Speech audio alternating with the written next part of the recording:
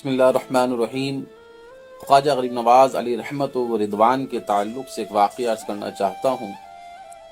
اور جس سے ہمیں یہ معلوم ہو سکے کہ صوفیاء کرام اور اولیاء کاملین کی جو زندگی ہے وہ کس طرح سے لوگوں کی امداد کرتے ہیں، کس طرح سے لوگوں میں محبت تقسیم کرتے ہیں، کس انداز سے لوگوں کی بھلائی کرتے ہیں۔ خواجہ غریب نواز علیہ رحمت و رضوان کی بارگاہ میں ایک بوڑھی خاتون حاضر ہوئی اور عرض کرنے لگی کہ حضرت، میرا سب کچھ لٹ گیا ہے، بڑی بے قراری کے عالم میں ہوں، کوئی میرا پرسان حال نہیں ہے، غریب ہوں، میرا چھوٹا سا مکان تھا تو بادشاہ کے کچھ کارکنان جو ہیں، ان کے جو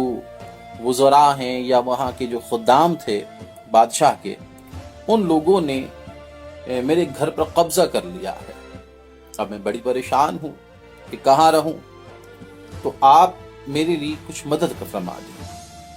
خواجہ غریب نواز علیہ رحمت و رضوان نے فرمایا کہ بتاؤ میں کیا کر سکتا ہوں۔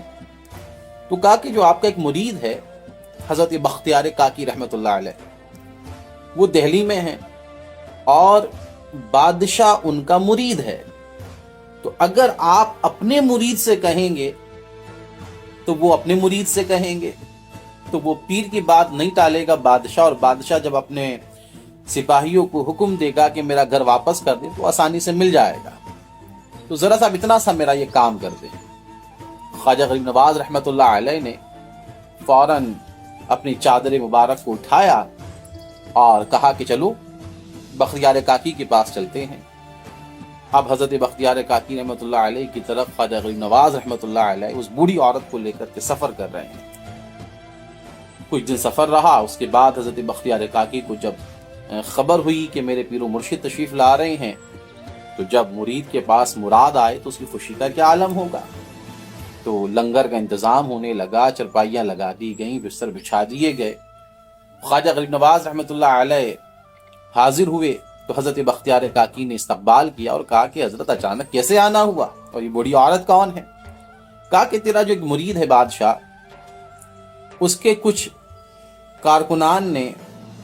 اس کے مکان پر قبضہ کر لیا ہے، اگر تو اس سے کہہ دے گا تو وہ مکان اسے دلوا دے گا، میں اس لیے آیا ہوں۔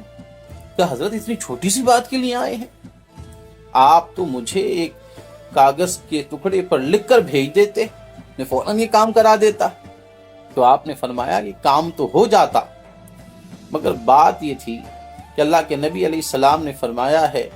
کہ اللہ تبارک و تعالیٰ ٹوٹے ہوئے دلوں میں رہتا ہے، تو اس خاتون کا دل ٹوٹا ہوا تھا، یہ بڑی پریشان تھی،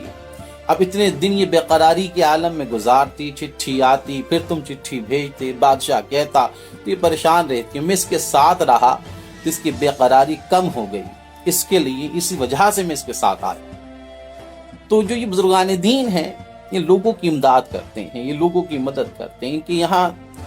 آخرت کا بھی معاملہ ٹھیک ہوتا ہے، دنیا بھی سنور جاتی ہے۔ ان کی بارگاہوں میں جب ہم پہنچتے ہیں تو جہاں آخرت سنورتی ہے، وہیں اگر کوئی مرید ان کی بارگاہ میں اپنا دنیا کا مسئلہ رکھے تو وہ بھی اسے پورا کر دیا کرتے ہیں، اس کی حاجت روائی کرتے ہیں۔ یہی